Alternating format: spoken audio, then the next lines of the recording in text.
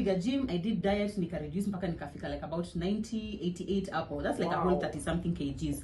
At that point nika notice like it was consistent for almost 1 year. Yeah, for over a year actually, for over a year. Yeah. And at some point, you know, once you've given birth, you start noticing there's certain parts of your body as it comes to the same. Hata ukikonda aje. My dear, I can see your frustration, lower belly. It's like I'm telling you. Hayendi. Imeshikilia. Kuli mandazi, kuli chapati, kuli kabuta. It is stronger than people's relationships. That lower belly will remain.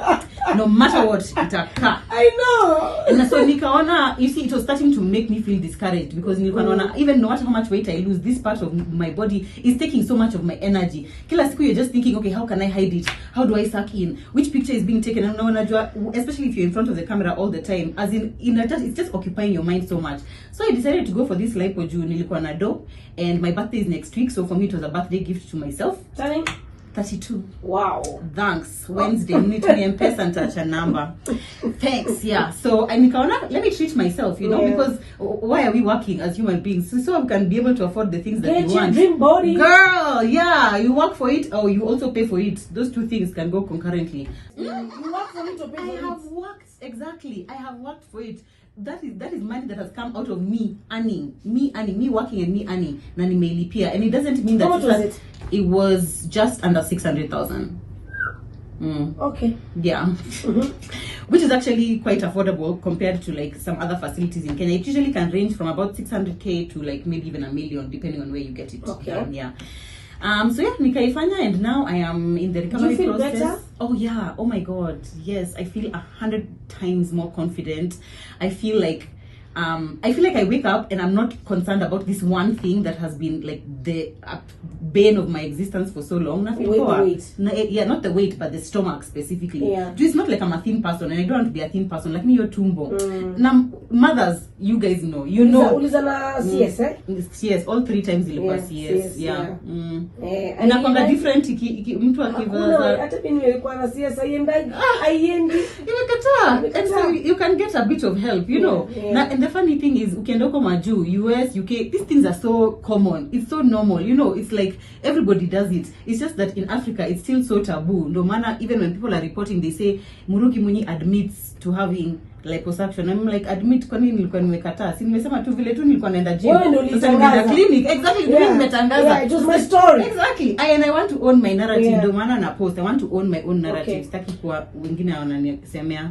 Basically, liposuction is a process where wanatoa, what is fat in Kiswahili? Mafuta. Wanatoa mafuta. Okay, fine. Wanatoa mafuta kutoka any part of your body that is stubborn.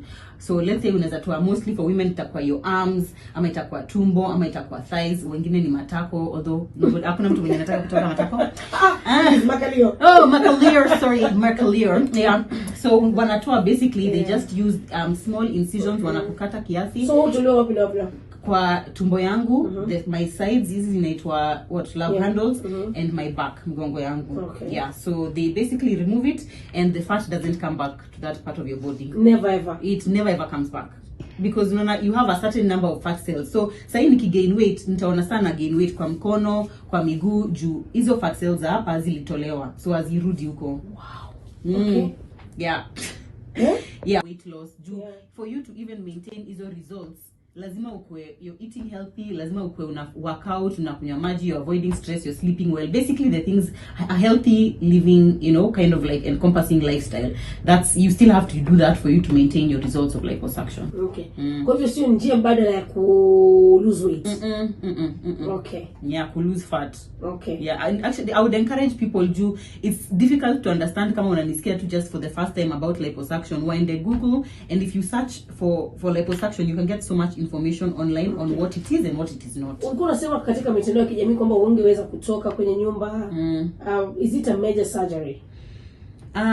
The surgery itself imekuwa, so right now it has been about almost 3 weeks. Almost 3 weeks. The first 2 weeks by basic wanaenda mahali juu the pain ilikuwa the painful procedure post. Let me tell during. You, not during, no, after the surgery, during the surgery, you're completely numb. You're not feeling anything.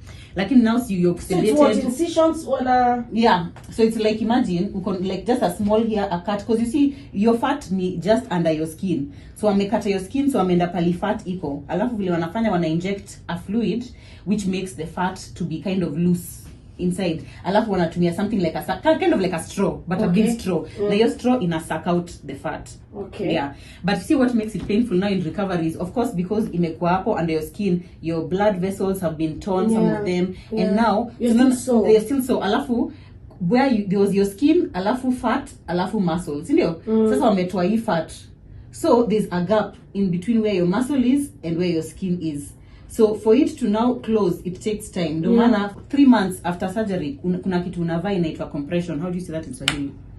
It doesn't happen in Swahili. It's okay. Compression doesn't happen in Swahili. Inakufinya.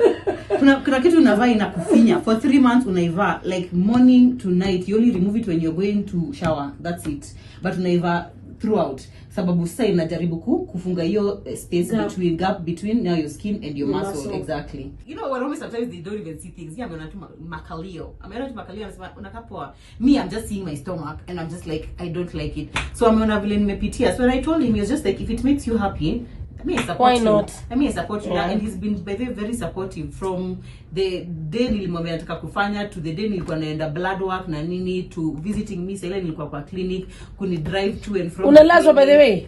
Do you get admitted? You do for like 2 days. Okay. Some people by the way actually wanaenda home the same day, but they advise you to stay for just a couple of days, especially if you have children. Unajua watoto wanaanza kukurukia nyumbani.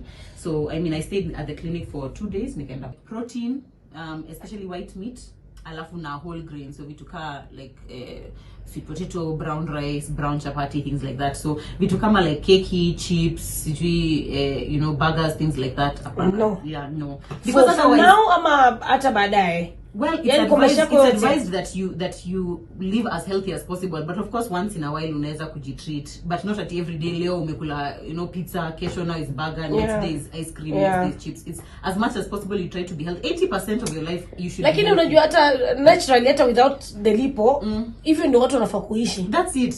That's not even about lipo. It's because you should just be living that way. Then once in a while, let's say it's a Saturday, mmeenda out with your kids, you can treat yourself. But during the week you should at least try to kienyeji, managu hapa, kunde nini. By the way, sorry, I think nina swali. Umekuwa ukifanya rather umekuwa kwenye TV kwa different shows and nilikuwa napenda sana maoni yako, your world view, your opinions. And I was like, wow, this is impressive.